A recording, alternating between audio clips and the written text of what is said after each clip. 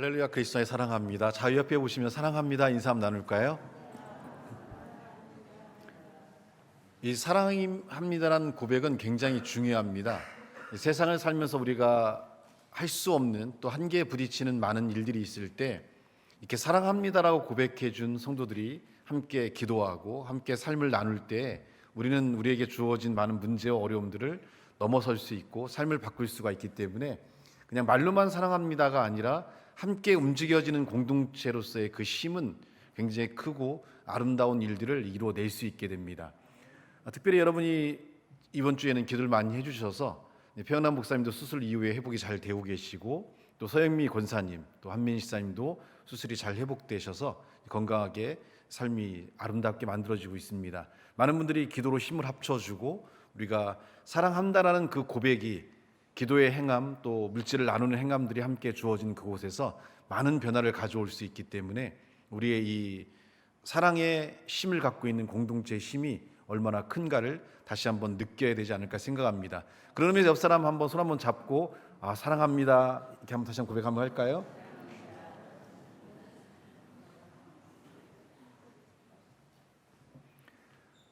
(2024년) 우리의 신앙의 방향 같이 한번 크게 읽어보겠습니다. 시작.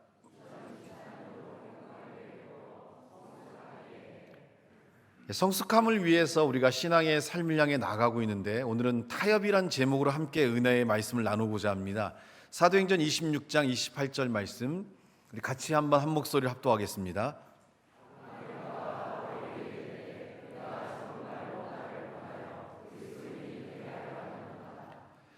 바울은 하나님의 복음을 전하는 가운데서 마치 그의 삶은 자기가 죽어서 누울 수 있는 그런 관을 메고 다니는 것 같은 삶을 살아가는 그런 모습을 보여줍니다.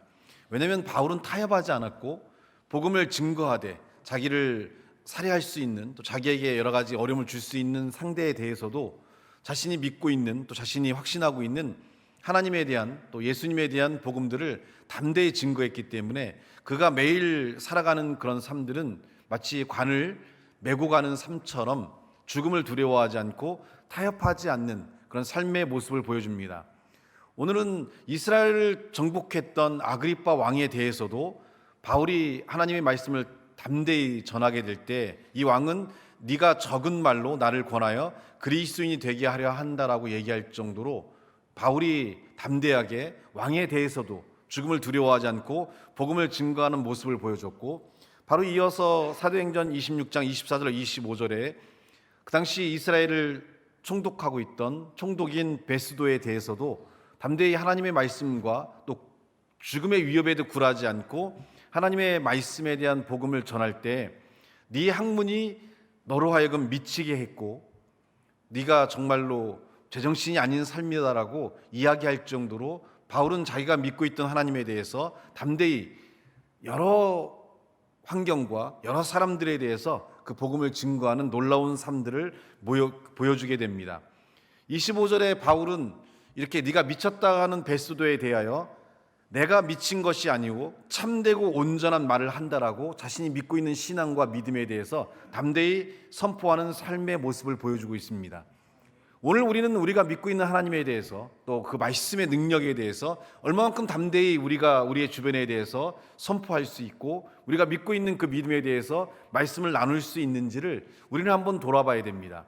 성숙한 자는 하나님의 은혜를 경험하고 이제 우리가 알지 못했던 말씀들을 깨달으면서 영적인 존재 또 영적인 힘들 그리고 우리가 경험하지 않았던 많은 하나님의 역사들을 경험하면서 성숙되어져 온다라고 하면 우리 안에 하나님에 대한 확신과 그 믿음들이 단단하게 우리의 삶을 지탱하고 있기 때문에 우리는 우리에게 주어진 모든 삶들에 대해서 하나님의 복음을 증거할 수 있고 그들의 고통과 어려움에 하나님의 말씀을 나눌 수 있는 그런 힘들을 갖게 됩니다. 사실은 많은 사람들 만날 때 느껴지는 부분은 뭐냐면 하나님을 모르기 때문에 이들이 이 고통에서 벗어나지 못하고 수십 년을 고통스러워하고 있다는 겁니다. 우리가 생각하는 것만큼 많은 사람들이 방송을 통해서 여러 가지 환경을 통해서 근처에 교회들이 많으니까 복음 전함을 받았다라고 우리가 생각할 수 있지만 실제로 많은 사람들은 복음 전함을 받은 경험이 없고 예수 그리스도에 대해서 알지 못하는 자들이 너무나 우리의 주변에 많다는 겁니다. 왜냐하면 그리스도인들이 침묵하기 때문에 그래요.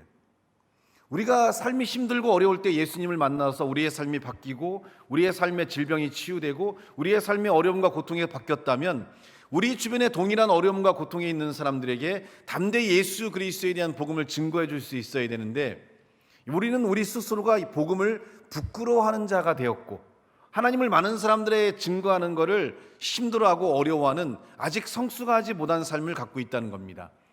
실제로 그들은 죽느냐 사느냐의 갈림길 속에 있는데, 그 갈림길 속에서 올바른 삶의 방향을 제시해 줄 수 있는 그리스도인들이 그들에게 하나님 말씀을 전하지 않는다면 그들은 그들의 삶에서 고통과 아픔을 벗어나지 못하고 하나님의 역사를 통해서 얼마든지 새롭게 될 수 있는 이 축복과 은혜를 맛보지 못한 채 절망과 좌절함에 무너지고 있다면 그들의 그 무너짐은 바로 우리의 책임이고 우리의 움직임이 없는 성숙하지 않은 삶의 문제라는 것을 우리는 분명히 깨닫고 알 필요가 있습니다.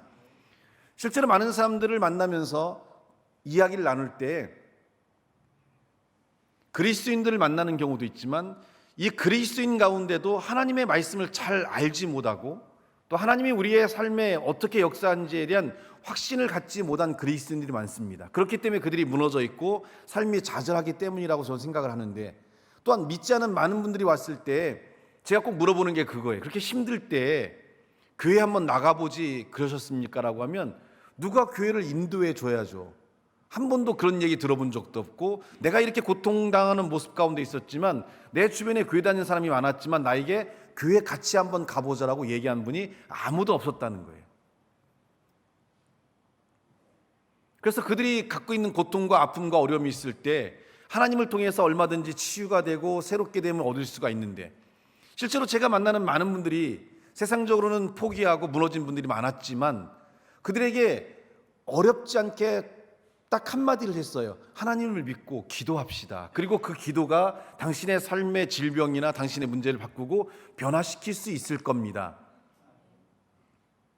그리고 실제로 그들의 삶이 기도를 시작하고 하나님을 믿고 인정하는 삶들을 통해 하나님께 나왔을 때는 그들을 짓눌렀던 질병과 여러 가지 문제와 어려움들이 바뀌고 변화되는 놀라운 삶을 가져올 수 있어요. 최근에 한 가정과 교회를 믿지 않는 가정과 함께 이렇게 말씀을 나누면서 가정에 있는 어떤 질병이 있는 자녀를 위해서 함께 이렇게 동행하는 삶으로 살아가고 있는데, 좀 절망적인 이야기를 의사에게 들었지만 그때 제가 그랬어요. 저도 기도하고 있고 이제 교회는 나가지 않았어도 이제 마음을 열고 하나님께 기도하는 마음을 갖고 있으니까 그것이 어떻게 바뀌어질지는 모릅니다. 그래서 1차 수술을 했는데 의외로 결과가 좋고, 의외로 CT나 MRI 상에서 봤을 때는 어렵다고 판단했던 분들이 굉장히 좋아지는 삶이 돼서 다시금 소망이 차오르는 삶의 모습을 보게 되는 삶을 가지면서, 기도의 힘입니다. 믿지 않은 자들이 그런 고백을 해요. 기도의 힘이고 하나님에 대한 믿음이 이처럼 좋은 결과를 갖고 오게 돼서 목사님 더 기도해 주십시오. 우리도 열심히 기도하겠습니다. 우연하게 전한 말 한마디가 한 가정의 삶에 소망의 줄을 갖게 만들고, 그 소망의 줄은 자신들에게 주어진 삶들을 이겨내고 버텨내는 그런 삶을 갖게 됩니다. 세상에서 가장 쉬운 게 뭐냐면 타협하는 거예요. 그리고 정당화하는 겁니다. 한번 따라해 볼까요? 가장 쉽게 사는 방법은 타협하고 정당화하는 것이다. 하지만 그 대가는 수많은 고통을 가져올 수밖에 없다. 타협하면 쉬워요. 그냥 난 이래서 할 수 없어. 난 이거밖에 안 돼. 우리 지난번에 우리 준혁이 얘기를 할 때에도 목사님 이게 저의 최선입니다. 타협한 거거든요. 더 할 수 있음에도 불구하고. 이건 준혁이에 대한 얘기를 자꾸 제가 얘기해서 죄송하긴 한데 준혁이 형제한테. 그래서 이걸 통해서 우리 젊은이들이 좀 생각을 바꾸길 바래서 그래요. 이게 내가 할 수 있는 전부다. 그러면 그때부터는 그 틀 밑으로의 인생밖에 살지를 못해요. 그 이상을 올라갈 수 있는 삶의 힘을 가져야죠. 그 삶의 힘을 가지려면 뚜껑을 열어야 된다는 거예요. 우리가 갖고 있는, 내가 이게 전부야. 그럼 그때부터 이게 전부인 삶밖에 안 되고 그 삶은 한계에 갇혀서 그 이상을 넘어서지 못하기 때문에 여전히 삶이 주저하게 되고 어려워요. 타협하는 거죠. 목사님, 제가 이게 전부입니다. 전부는 그게 아니죠. 평점이 4.5면 4.5가 전부인 거예요. 4.5보다 낮게 맞으면 더 끌어올릴 수 있는 힘이 있는 거죠. 직장에서도 마찬가지죠. 업무적인 능력 연습해야죠. 요즘 젊은 친구들이 엑셀을 못해서 직장 가서 굉장히 힘들다고 그래요. 어리석은 거죠.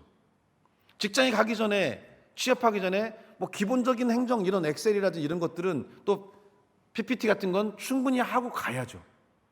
그걸 하고 가지 않아서 막 상사가 뭐라고 하니까 뭐 직장인 줄 알았는데 상사가 뭐 인성이 쓰러졌느니 뭐 인성이 뭐 개판이니, 인성이 개판이 아니라 내가 준비 안 된 삶의 결과죠. 여기서 관리자 김학영 지사님 어디 있어? 신입 찍어놨는데 엑셀 못해. 어떤 생각이 더 첫 번째? 한심하죠. 그거 어떻게 하고 싶어요? 그렇죠. 아, 진짜 패주고 싶어요. 아니, 업무를 줬는데 저 못하는데요? 아니, 엑셀 같은 건 기본이잖아요. 비전스쿨 아이들은 중고등학교 때 엑셀을 가르쳐요. 해보라고. PPT도 가르쳐요. 발표를 다 PPT로 하거든요. 그러니까 대학 가니까 애들 다 못하는데 영상 편집도 하죠. 영화도 만들었으니까 영상 편집해서 그 교수님이 야, 이거 영상 발표해봐. 다 못하는데 손 들고 저 영상 편집할 줄 아는데요. 그럼 네가 해. 너무 잘하거든요. PPT 만들어서 쫙. 그 과정은 쉬울까요? 어렵겠죠. 하지만 내가 준비해야 될 것들은 준비하고 삶을 향해 나가야 되는데 그런 것들을 하지 않은 상태에서 안 된다. 글로벌한 시대에 외국어가 안 돼서 좌절한다고 하면 그거는 외국어를 못하는 게 아니라 노력하지 않은 거죠. 외국어의 기본은 뭐예요? 딸딸 때 외우면 돼요. 그냥 중국어, 뭐 일본어, 영어, 프랑스어 회화책 있잖아요. 하나 그냥 딸딸 때 외우면 일단은 뭐라도 할 수 있죠. 밥은 얻어 먹을 수는 있잖아요. 진지하게 물어봐서 한 권 딸딸 때 외워본 적 있어요? 영어 잘하는 친구들이 얘기하잖아요. 중학교 1학년, 2학년, 3학년 영어 교과서만 완전 딸딸 때 외우면 영어 못하는 사람 없겠다고. 뭔가에 대한 움직임이 없어요. 왜? 스스로가 타협하기 때문에. 이게 내 전부야. 나는 원래 언어적인 재능이 없어. 언어적인 재능이 없는 게 아니라 노력하지 않은 거죠. 해피니스 뮤직의 이주원 PD가 프로듀싱을 오래 하다 보니까 곡에 대한 편곡을 정말 잘해요. 그래서 악기를 넣어서 또 이렇게 리듬을 만들어서 곡을 녹음할 수 있는 가장 좋은 걸 만든단 말이에요. 그러니까 프로듀싱에 아주 최적화된, 편곡에 최적화된 능력을 갖고 있는데, 작곡가 출신이니까. 저랑 같이 작업을 하면서 뭐에 눈을 뜨게 했냐면 작곡에 눈을 뜨게 했어요. 사실 작곡은 굉장히 어려워요. 없는 거잖아요. 가사도 없고 곡도 없기 때문에 없는 걸 만든다는 것은 굉장히 어렵고, 본인도 작곡을 많이 시도해봤지만 그게 어려웠기 때문에 본인의 그런 능력을 발휘하기 위해서 어느 쪽으로 옮겨갔냐면 편곡 쪽으로 삶을 바꿨어요. 그래서 더 쉬우니까. 나온 곡을 편곡하면 되는 거니까. 근데 하나님을 찬양하고 하나님의 어떤 아름다움이 주어질 수 있는 그런 찬양이 되려면 하나님이 기뻐할 수 있는, 그리고 기존의 어떤 것들과 좀 다른, 좀 가사와 또 곡의 어떤 그런 라인이 좀 다른 그런 찬양이 있으면 훨씬 더 은혜스럽겠다. 그래서 외국 것만 따오지 말고 우리나라의 곡들이 또 외국의 많은 교회들에게 불려질 수 있으면 더 좋겠다고 해서 이제 가사와 곡을 라인을 만들어서 툭 던져줘요. 이게 내가 할 수 있는 전부고 너에게 이런 느낌을 주는데 이 느낌을 어떻게 발전시켜 갈 수 있는가는 네가 하는 거다.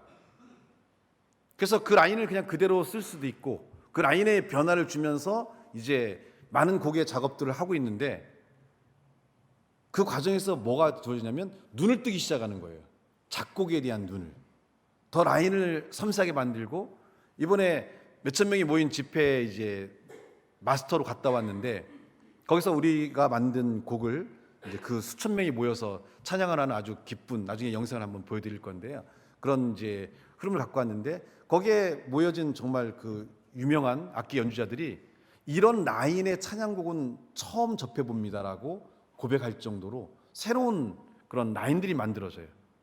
안 된다가 아니라 기도하며 내가 부족한 것들을 준비해 가다 보면 삶들이 내가 이게 전부라고 생각했던 그런 유리천장이 깨지면 또 다른 더 높이 올라갈 수 있는 삶의 부분들을 가질 수가 있기 때문에 그리스도인들이 우리의 삶에서 버려야 될 것들이 말씀 앞에 부딪혔을 때 이렇게 살기 위한 삶이 되지 않고 그냥 타협해버리는 이 삶을 깨트리고 변화시켜가는 삶을 갖는 게 필요하다는 거죠. 어느 날 성도님이 와서 저한테 그런 얘기해요. 목사님 많이 힘들어요. 많이 어려워요. 그렇게 얘기하면 제가 뭐라고 할 것 같아요? 이겨내세요라고 절대 하지 않아요. 그러면 좀 쉬세요. 편하게 사세요. 그렇게 얘기하는 자체는 이미 타협된 사람이 그렇게 얘기해요. 타협하지 않은 사람은 아무리 힘들고 어려워도 기도하고 예배 참석하고 매달리거든요. 그런 사람들은 그걸 이겨내기 때문에 이겨내는 사람에게 격려를 하고 힘을 내라고 하는 것이지, 목사님 이제 여기서 끝이에요. 더 할 수 없어요. 그러면 좀 내려놓고 쉬세요. 왜요? 이미 의지가 꺾였고 타협했기 때문에. 그런 경우에는 하라고 해봐야 어차피 못해요. 타협을 할 수 있냐 안 하냐는 누가 끌어주냐 안 끌어주냐가 아니라 내가 결정하는 거예요. 하지만 타협이 되는 순간부터 우리의 삶은 멈춤이라는 거죠. 성숙함이란 이 타협하고자 하는 마음을 이겨내는 것들이 성숙한 삶이에요. 사랑이란 말씀을 배웠는데 말씀이 부딪힐 때 타협은 하는 거죠. 나는 이 사람은 사랑할 수 없어. 이 사람은 사랑할 수 있지만 이 사람은 사랑할 수 없어. 그럼 이 사람은 평생 사랑할 수 없는 사람이 되는 거죠. 피해버리고 함께 자리하지 않고 일정을 바꿔서 안 만나려고 하고. 그러나 사랑하라는, 원수까지 사랑하는 말씀이 우리에게 부딪혔을 때는 타협되지 아니하면 다가가고 말을 하고 이해하고 부족하다면 기도하면서 결국 어떻게 해요? 바꿔내면서 그 관계를 형성해 갈 때 우리는 성숙했다라고 하거든요. 우리의 삶이 머물러 있는 이유는 많은 삶의 부분에서 스스로가 타협시켜진 부분들이 있다는 거죠. 이 타협시킨 부분들이 우리의 성숙을 막고 우리를 눌러버리기 때문에 이 부분을 넘어서야 돼요. 저도 목회자로 성장하면서 많은 부분들이 타협된 부분이 있어요. 사람에 대해서 꺼려지는 부분, 어떤 물질적인 부분. 물질도 그렇잖아요. 많으면 좋죠. 근데 목사로 살아가는 삶은 성도들과 비슷하게 살아가야 되니까 많은 물질의 풍요를 갖지 못하니까 물질에 대한 아쉬움이 들 때가 있어요. 내가 돈이 좀 더 있으면 딸한테 이것도 더 해줄 수 있고 부모님께 이런 것도 더 해줄 수 있는데 차라리 내가 이걸 그만두고 다시 그냥 교수로 가든가 아니면 다른 일을 할까? 이런 유혹들이 올 수 있죠. 거기서 제가 타협을 해서 교회 돈에 손대기 시작하고 이렇게 불필요한 일들을 하게 되면 그때부터 목사로서의 영성은 다 사라져 버리는 거고 물질화되고 육신적이 되니까 삶이 무너질 수밖에 없어요. 근데 그 타협하면 삶이 어때요? 좋죠. 편하죠. 자, 열렸어요. 여기에 늘으시는 분은 다 복 받습니다. 이러면 안 넣겠어요? 홍장로님? 넣어요, 안 넣어요? 예, 감사합니다. 이따 개인들 만나세요. 아니, 복 준다는데 안 넣겠어요? 우리 차가운 김학인 목사님, 넣어요, 안 넣어요? 안 넣는다고 해야지. 편하죠. 여유 있고 넉넉하고. 옷이 좀 작아졌어. 내가 요즘 살쪄갖고. 그래서 내가 정유수 권사한테 권사님 내 요즘에 옷이 좀 작네. 지나간 말로. 그럼 눈치 빠는 정유수 권사는 그게 무슨 말인지 알아들어요? 고마워요. 상품권 준대잖아요. 바로 이렇게. 얼마나 삶이 편해요. 목사란 그런 권위를 이용해서 하나님의 종이라는 걸 이용해서 성도들에게 얼마든지 내가 원하는 것들을 다 취할 수 있어요. 타협하는 거죠. 배가 째도 짠 대로 살면 되고 배가 너무 째면 어떻게 하면 돼요? 살 빼면 돼요. 근데 살 빼기 싫으니까 어떻게 돼요? 타협해버리는 거죠. 나림아 오늘 집에 가서 아빠한테 얘기 좀 해봐. 목사님 배가 터져 죽을 것 같다고 바지 하나 사셔야 됐다고 하는데 돈이 없대라고 살짝 흘리는 거예요. 그럼 나림이 집에 가서 뭐라고 할 것 같아?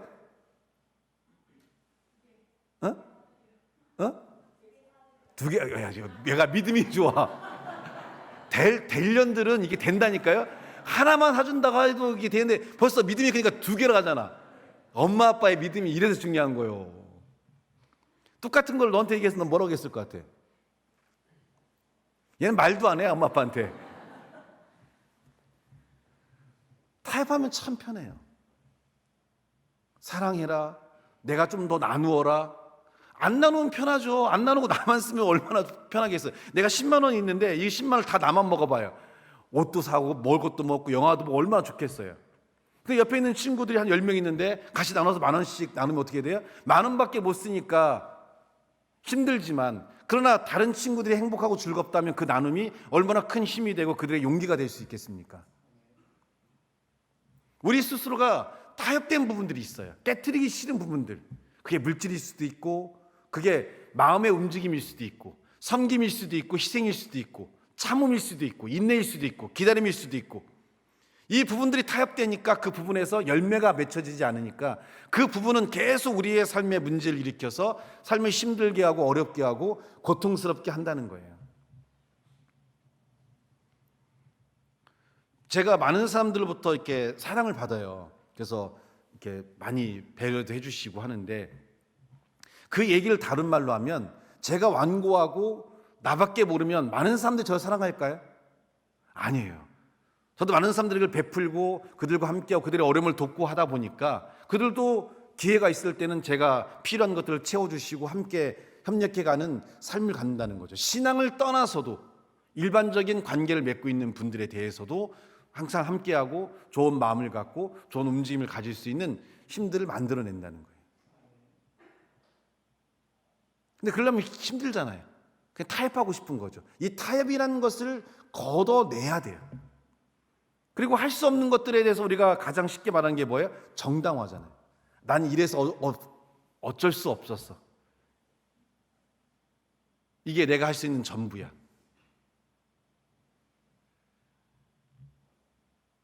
근데 조금 움직임이 시작하잖아요.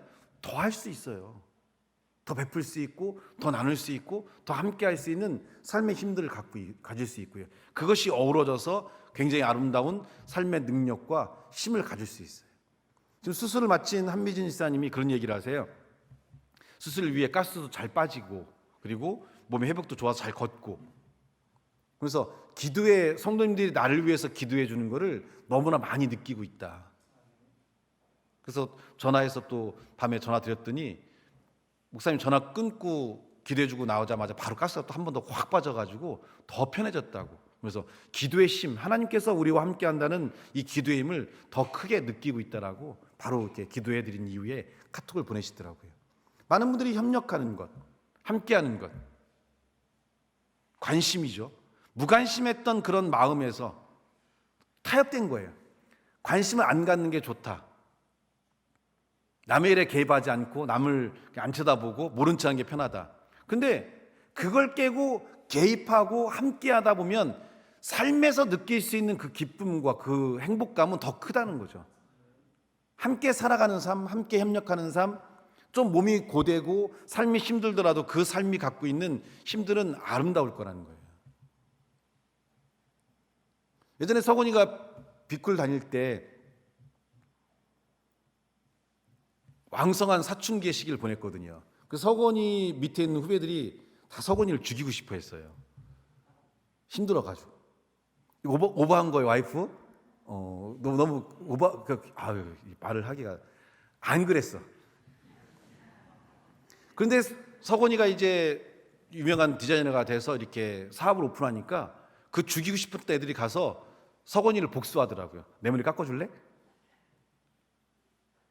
왜냐면 썰렁하면 사람이 안 오잖아요. 근데 애들이 가서 머리도 깎고 뭐 후기도 올려주고 이렇게 움직임을 갖는 거죠. 그게 함께하는 거거든요. 네가 나한테 옛날에 이렇게 선배로서 나한테 힘들게 했으니까 난 너와 관계를 끊겠다가 아니라 그래도 움직이고 부딪히고 하면서, 왜냐면 그런 시기들은 주어지거든요. 그 이후에 서건이가 이제 더 많은 성장을 하고 사춘기 때문에 다 그런 경험을 하니까요. 더 좋은 사람이 돼서 좋은 그리스도인이 돼서 많은 사람들에게 영향을 줄 수 있는 삶이 되기 위해서는 이렇게 협력해 주는 사람들이 필요해요. 다윤이가 이제 3월 달에 빵집을 오픈하는데 거기 가면 다 누가 앉아 있겠어요? 답이 없네.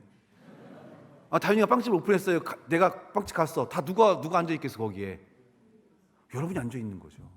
분위기 만들어주고 빵도 사주고 처음 몇 개월을 잘 움직일 수 있도록 이렇게 도와주고 기도해주고 협력해주는 마음들이 되면 그런 삶들이 우리 가운데 필요하다는 거예요. 함께하는 거죠. 근데 귀찮아. 내가 거기까지 내가 대전 사는데 내가 옥천까지 가서 빵을 사겠어? 그 사람은 그렇게 말한 대로 대가를 치러요. 내가 힘들 때는 아무도 찾지 않는 거예요. 내가 존중과 사랑을 받는다는 것은 타인을 존중하고 사랑했기 때문에 그 사랑을 받는 거죠. 함께 한다는 자체 갖고 있는 힘이 커요. 그런 것들이 아름답고 좋은 마음을 가질 수 있는 거고요. 제가 지난주도 말씀드렸지만 백운 시사님 언니가 이제 세를 받으시고 교회를 매주 나오시거든요. 그래서 매주 이제 백운 시사님 댁에서 같이 이제 주무시고 예배 드리시고 또 올라가시거든요. 근데 서영권 장로님 가정에서 이 언니를 받아들일 수 있는 거는 그 언니가 평상시에 잘했기 때문에 그래요. 사실 불편하고 관계가 어려우면 집에 오는 게 불편해 안 불편해요? 불편하겠죠. 근데 불편하지 않을 정도로 그 가정을 위해 그 언니가 잘해줬기 때문에 이렇게 좋은 마음을 갖고 좋은 삶을 만들어가고요. 또 함께 한다는 것은 정말 좋은 거예요. 그걸 우리가 빨리 깨달아야 돼요. 나만 사는 게 행복한 게 아니라 이 나만 사는 삶에 사람들이 들어와서 함께 공동체를 형성했을 때 이 갖고 있는 그 기쁨과 아름다움은요 정말 크거든요. 밥 먹을 때 조카도 불러서 같이 밥을 먹고 이렇게 이모도 부르고 고모도 부르고 함께 나눌 수 있는 삶이 됐을 때 갖고 있는 힘, 아니면 뭐 여기 가까이 사는 옆집 또 뒷집 또 같은 성도들 함께 할 수 있는 마음을 갖는다면 그게 크고 아름답죠.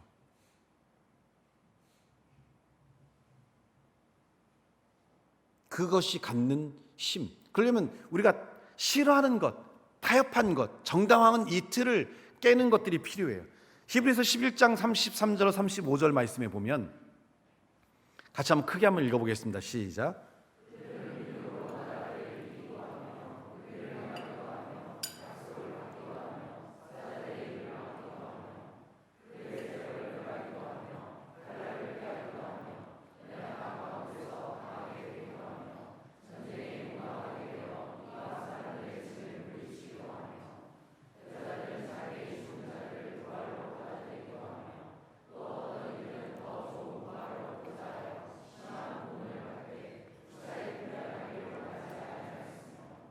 믿음에 기록된 많은 신앙의 위대한 믿음의 선진들은 그들이 믿음을 가지고 나라들을 이기기도 하고 또 어떤 핍박의 상황에서도 의를 행하며 약속을 받는 자의 삶이 되기 위해서 사자들의 입을 막기도 하고 또 불의 세력을 멸하기도 하고 칼날을 피하기도 하고 삶 자체가 고통과 역경에 있지만 내가 믿고 있는 하나님에 대한 이 확신과 소망에서 타협하지 않고 움직여가는 삶의 모습을 갖게 된다는 겁니다.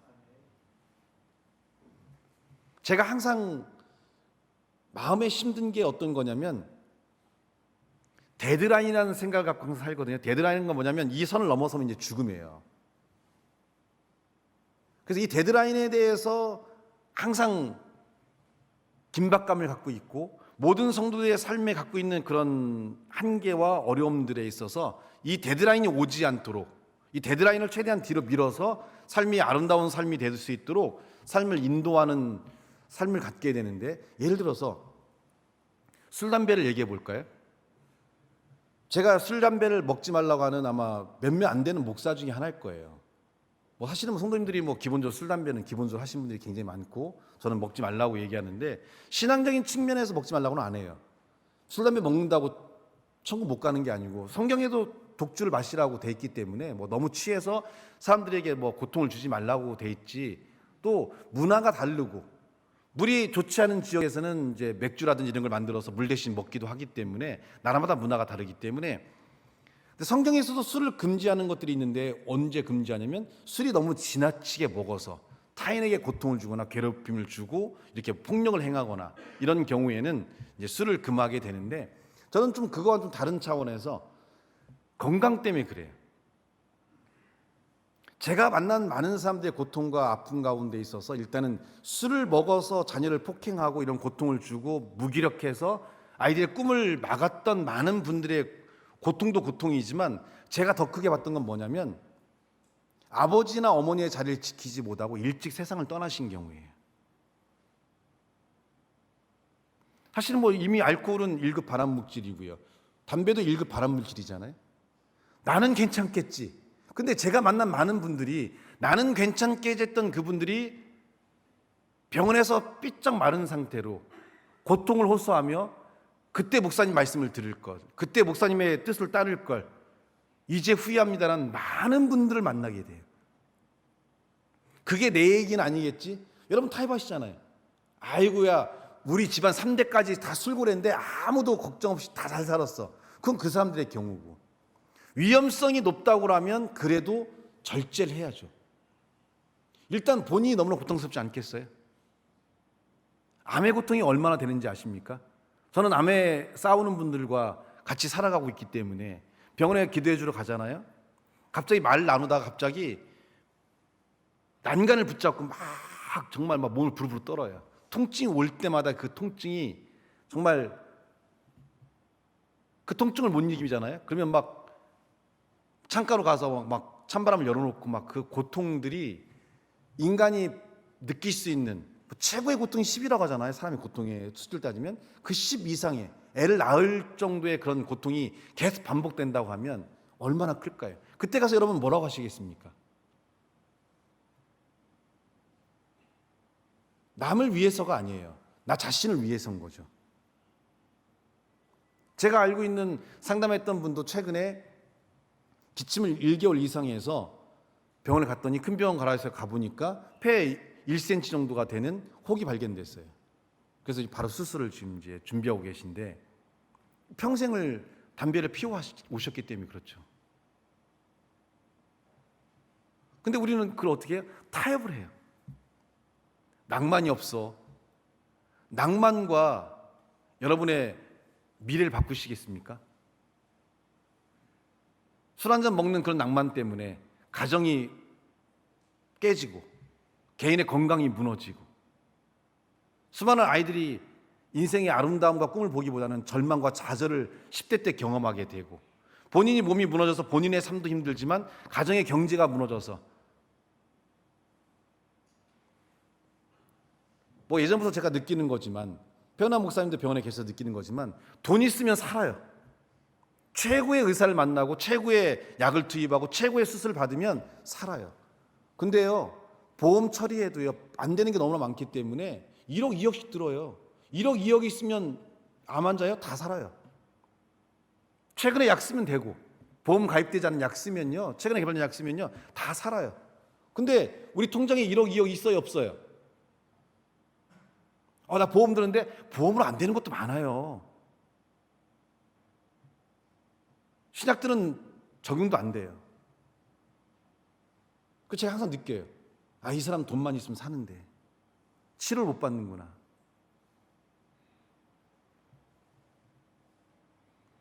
나 병 낫겠다고 집에 있는 돈 다 끌어다 쓰고 대출 받아 쓰고 나 죽었어. 가족 어떻게 될까요? 무책임한 거예요. 술 담배 하시려면 이혼하시고 혼자 집에 가서 피세요. 방 얻어서. 타협이에요. 타협. 정당화예요. 인생에 낙이 없다고. 왜 낙이 없습니까? 그 술 담배 안 하면 난 낙이 없겠네요?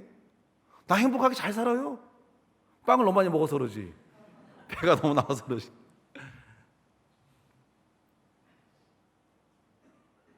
가족들도 중요하지만 나 자신을 위해서도 고민해 봐야 돼요. 저는 술, 담배를 할 생각조차가 없어요. 왜냐하면 너무나 많은 병상에 누워있는 그 암 환자들을 매일매일 만나고 있기 때문에 이렇게 술, 담배를 안 해도 나이가 먹으면 노화 때문에 암에 걸리는데 조금이라도 그 데드라인을 좀 뒤로 밀고 싶은 거예요.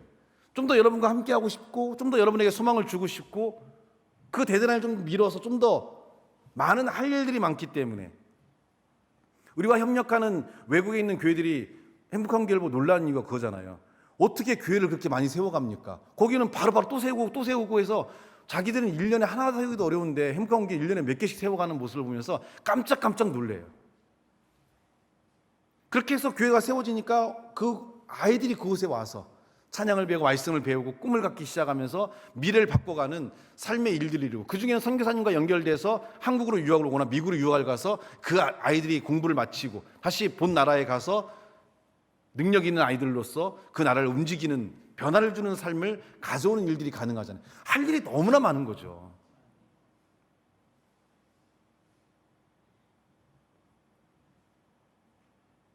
좋은 거 아니에요, 여러분. 중독이에요. 더 이상 타협이나 더 이상의 어떤 정당화를 버리셔야 돼요. 저 형제들이 저한테 맨날 전화 와요. 병원비는 어떻게 하냐, 어떻게 감당하냐. 그럼 제가 얘기해요. 제가 알아서 한다.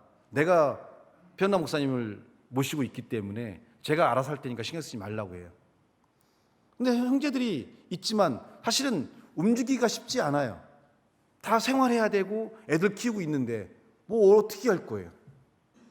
대출 받아서 줄 거예요? 물론 그렇게 할 수 있겠죠. 하지만 쉽지는 않아요. 현실적으로 쉽지 않아요. 형제가 아프다고 해서 있는 건 줄 수 있지만 대출 받아서 그런 모든 것을 감당하기는 쉽지는 않단 말이에요. 그게 현실이에요, 우리 현실. 그래서 건강한 게 가장 큰 축복이에요. 매일매일 보는 것, 이 새끼 지긋지긋해, 어떻게 너는 맨날 보냐라고 하지만 그게 행복인 거예요. 속썩이고 그래도 건강하니까, 언젠가는 철이 들게 되고 언젠가는 깨닫고 성장하니까. 모든 인생은 시간이 필요한 거예요. 모든 것들이 가장 아름다워지려면 뭐가 필요해요? 숙성하는 시간들이 필요하잖아요. 우리 이원희 집사님 동생 훈이가 교회를 열심히 나오고 있거든요. 예배 시간에 울기도 하고 좀 방황을 했어요. 세상에서 방황하다가 이제 와서. 그래서 제가 예전에 찬양 인도를 할 때, 화요 찬양, 목요 찬양 할 때 소프라노 색소폰을 불러주는 친구였거든요. 정말 잘 불러요. 근데 세상에 풍파를 맞고 좀 방황하는 시기가 있다가 다시 이제 하나님 편에 들어와서 제가 이렇게 부탁을 했어요. 예전에 너의 그 소프라노 색소폰을 듣고 싶다. 예배 연주도 해주고 좋겠다. 그랬더니 이제 찾아보겠다고. 집안에 어디 구석에 박혀 있겠죠. 또 연습을 또 하긴 할 텐데. 그랬더니 딱 오더니 갑자기 나를 밖으로 안고 가는 거예요. 그 아침에 심쿵했어요. 이제 같이 느끼는 거죠. 삶에 대해서 함께 이제 바꿔가고 변화될 수 있는 그런 마음. 그러려면 이 친구도 뭐가 필요해요? 타협과 정당성을 버려야 돼요.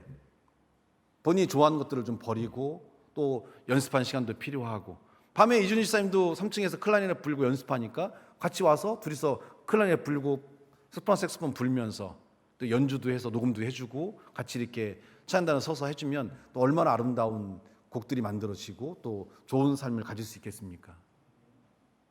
그래서 이렇게 시간이 필요해요. 성숙되는 시간이.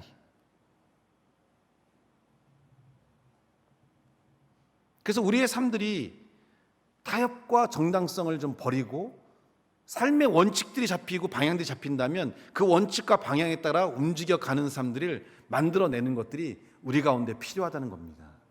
그 삶들이 주어질 때, 예를 들어서 부모가 술, 담배를 하지 않으면 절대 자녀들이 술, 담배하는 자녀들은 생기지 않아요.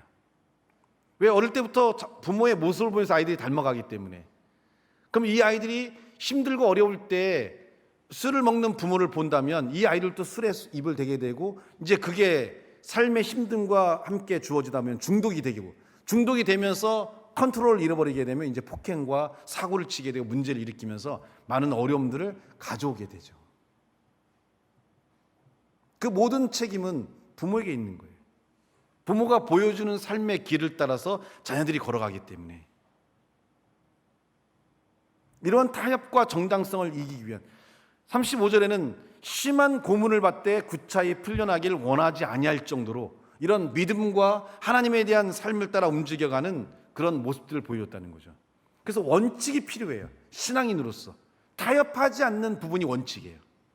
내가 타협하지 않는 부분들을 갖고 있어서 이러한 삶들을 우리가 말씀에 따라 움직이게 되면 가정에서 미치는 영향, 사회에서 미치는 영향, 또 개인적인 삶이 갖고 있는 그런 힘들이 크기 때문에 이 삶에서 많은 변화와 능력들을 이룰 수 있는 거란 얘기죠. 이제 버스를 타고 이동했는데 이제 짐이 많잖아요. 그래서 이제 차가 내리게 될 때 거기에 계신 이제 모르시는 분들이 그런 얘기를 했어요. 저와 함께 뒤에 있는 젊은 친구들이 먼저 내리겠습니다. 근데 쳐다보더라고요. 왜 그러냐 이거지. 먼저 내려서 기사님이 짐을 트렁크니 뭐 이런 걸 뭐 다 꺼내줘야 되는데 혼자서 이 몇십 명의 짐을 꺼내기가 쉽지 않지 않습니까? 그래서 도와주면 기사님이 편할 거다. 왜냐면 짐이 무거운데 혼자 그 열고 들어가서 하나씩 다 밀어내고 내가 나와서 또 이렇게 하는 것보다는 안에서 밀어준 밖에서 받아만 줘도 금방금방 끝나고 편하니까요. 날 추운데 저 차에서 앉아 있고 싶지 누가 나가서 가고 싶겠어요. 근데 움직임이 필요해요. 움직이니까 뒤에 있던 연세가 많으신 분이 그런 얘기 하더라고요. 맞습니다. 그렇게 해야 됩니다. 그래야 기사님도 편하고 우리도 편한 거 아닙니까? 그래서 움직이니까 뒤에 따라오신 분들도 같이 도와주고 일사불란하게 딱 빼고 집을 때도 일사불란하게 확 집어넣고 타협이란 어떤 선을 긋지 않기 때문에 그래요. 그 기사가 내 가족이라고 하면 여러분 돕겠어요? 안 돕겠어요? 내가 내 형제의 차를 타고 갔는데 짐을 내리는데 안 도와요? 너 기사니까? 형제라고 하면 도울 수 있죠. 우리는 모든 사람들이 우리의 형제가 돼야 돼요. 제가 전병용 성도님의 어떤 부분을 존중하는 부분이 있는데 어떤 부분이냐면 환자가 조금 난해한 환자들이 있어요. 그러니까 좀 질병이 이제 좀 깊고 이렇게 치료 과정이 좀 많이 걸릴 수 있는. 그러면 저한테 바로 문자를 보내세요. 목사님 이런 환자가 왔는데 이런 질병 갖고 있습니다. 기도해 주시면 빨리 나을 것 같습니다라고 해서 환자에 대한 그런 도움의 기도를 저한테 부탁해요. 의사잖아요. 자기 분야의 전문가잖아요. 그렇지만 그 치료하는 과정에서 난이도가 높은 경우에는 기도를 부탁하고 또 함께 협력해서 나갈 때 환자가 빨리 치료되고 그런 고통을 벗어나서 삶을 만드는 그런 모습을 가져요. 타협을 벌인 거죠. 자기가 갖고 있는 이런 선을. 나는 이런 표현이 있잖아요. 나는 의사고 넌 목사야. 몰라요? 나는 선생이고 넌 제자야. 그 얘기예요. 현동아. 알겠어요? 내가 의사니까 의료 쪽에서 내가 전문가니까 목사 네가 뭘 알아? 이게 아니라 자기가 부족한 부분에 대해서 기도를 통해 하나님의 역사가 주어질 수 있는 이런 신과 인간이 갖고 있는 인술. 그 예전에 한의원 이름이 인술 한의원이었어요. 인간의 힘이었는데 지금은 이제 신술 한의원이에요. 하나님 함께하니까 이렇게 자신이 갖고 있는 의술과 하나님 함께하는 삶을 가지니까 어려워하는 분들이 치유가 되고 병의 고통에 있는 분들이 나을 때 얼마나 행복하겠어요. 얼마나 기쁘겠어요. 많은 사람들의 삶들을 도와줘요. 하나님의 역사와 함께하면서 이렇게 우리가 갖고 있는 타협선을 버리는 삶을 갖게 되는 거죠. 베드로전서 5장 8절 말씀 한번 볼까요?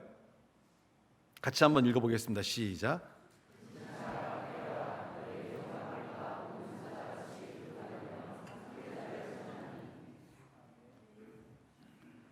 저희 집에 와서 밥을 먹던 고양이가 있었는데 이 고양이가 아기를 낳았어요. 그래서 아기를 낳아서 아기 두 마리가 이제 컸어요. 작년 4월에 낳았으니까 이제 거의 이제 한 9개월 정도 되고 있는데 이름이 델리와 만주예요. 하나는 이제 완전 노래에서 만주고 하나는 이제 델리 이렇게. 델리와 만주가 왜 졌냐면 예림이가 델리 만주를 좋아해요. 알아요? 흑요스 파는 델리 만주라고. 근데 어느 날 얘네 둘이 이제 저희 집에 와서 이제 새끼들과 밥을 먹기 시작했는데 얘네가 한 좀 컸을 때 이제 막 태어난 또 하나가 왔어요. 새끼가. 얘 둘한테 와서 막 비비고 막 부딪히는데 얘네들이 이제 고양이는 영역동물이니까 막 밀어내잖아요. 막 하고 막 치고 막. 근데 얘가 계속 붙더니 결국 얘네 둘이 받아줬어. 그 셋이서 이제 집에 밥을 먹고 이제 그루밍도 해주고 꼭 끌어안고 재우고 이제 큰 애들이 추우니까. 그래서 그런데 이제 겨울을 이제 됐으니까 춥잖아요. 밖에다 집을 놔줘서 추우니까 저희 집 현관 문을 이만큼 열어갖고 이제 아니 완전 이제 집으로 들어오는 현관 말고 중간 현관이 있어서 문을 이만큼 열고 그 안에다가 집을 넣어주고 그 안에서 있으면 더 따뜻하니까 집을 만들어줬단 말이에요. 근데 며칠 제가 이제 집을 비웠는데 동네에 비앙카는 그 수컷 고양이가 있어요. 얘는 다 쫓아내는 거예요. 여긴 다 내 영역이다. 수컷은 다 가라. 암컷은 다 내 것. 너네는 편하게 있어. 수컷은 다 나가. 그래갖고 얘네들 셋이 다 수컷인데 얘네를 위해 집 안에다가 집 만들어줬는데 어제 와서 문을 딱 여니까 갑자기 애기들은 하나도 없고 이 큰 놈의 새끼가 팍 튀어나오면서 그거 막 튀어나가는 거예요. 뒤에 소리 지르면서 저 새끼 저 죽여야 돼. 막 그래서 얼른 쫓아냈거든요. 이 꼬맹이 셋이 이 왕수컷 고양이를 감당을 못하니까 따뜻하게 지낼 수 있는 곳을 다 뺏겼어요. 거기엔 밥도 놔주고 물도 놔주고 아주 정성껏 막 모피 코트까지 다 넣어줬는데 그 좋은 자리를 뺏겼다는 거죠. 왜요? 힘이 없으니까요. 우리가 왜 타협하지 않아야 되냐면, 왜 성숙해야 되냐면 영적인 힘을 키워야 돼요. 영적인 힘을 키우지 않으니까 세상의 환경과 사단의 역사와 세상의 문화와 사람들의 이야기에 우리가 휘둘려서 너무나 쉽게 집을 뺏기고 편안하고 안락한 이 모든 것들이 우리의 삶에서 사라져버린다는 거죠. 좀 버팀도 필요하고 믿음대로 사는 것도 필요하고 타협하지 않는 이런 원칙, 하나님 말씀에 따라 움직이는 삶을 통해서 우리가 오늘 말씀처럼 근신하라 깨어라 너희 대적마귀가 우는 사자같이 돌아다니며 삼킬 자를 찾더라도 나를 삼키지 못하게끔 버텨낼 수 있는 힘들을 가져야 된다는 거죠. 말씀에 따라 움직여지는 삶을 살아가게 되면 우리가 영적인 내공이 만들어지고 영적인 힘들이 만들어지면서 어떤 환경도 이길 수 있는, 어떤 문제들이 와도 견뎌낼 수 있는 삶을 가질 수 있는 거죠. 그러기 위해서는 내가 타협하고 있는 부분들을 깨트려야 돼요. 그리고 그 부분들을 성숙해 나가야 돼요. 그래야만 우리의 삶들이 많은 변화를 가져올 수 있고 많은 일들을 이룰 수 있는 삶의 능력과 역사들을 가져올 수가 있다는 겁니다. 그럼 이제는 제가 집으로 컴백했으니까 어떻게 할까요? 그놈의 자식은 맨날 쫓겨나고 얘네를 다시 집안으로 들여서 내가 이제 밤마다 보충변 쓰면서 지켜줘야죠. 편하게 애들이 잘 수 있도록. 힘을 가진 자는 지킬 수 있어요.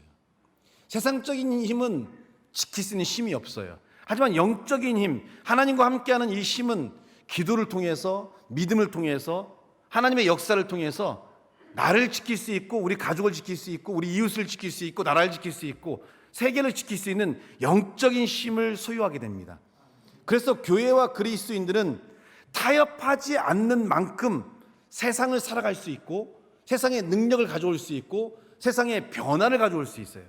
타협하는 만큼 우리가 약하고 연약해지지만 타협하지 않는 만큼 변화를 줄 수 있고 힘을 만들어낼 수 있고 많은 역사들을 이뤄낼 수 있습니다. 오늘 우리의 신앙들이 타협하지 않고 정당화하지 않고 하나님 말씀대로 삶을 움직여갈 수 있는 힘을 갖는다면 여러분의 삶들이 능력적일 뿐만 아니라 여러분이 만나는 모든 사람들 가운데서 변화와 놀라운 삶의 역사를 가져올 수 있다는 것을 믿음으로 받아들이시고 더욱 내 삶이 지금 타협되어 있는 부분들을 깨트려서 성숙할 수 있는 삶의 능력을 소유하시기를 예수님의 이름으로 축복합니다. 기도하겠습니다. 하나님 감사합니다. 주신 말씀이 우리에게 도전이 되게 하시고 이 세대 안에 우리가 성숙하며 하나님의 역사 안에 올바로 세워질 수 있는 은혜와 능력으로 우리의 삶들이 만들어질 수 있도록 도우시고 역사해 주시기를 예수님의 이름으로 축복하며 기도하옵나이다.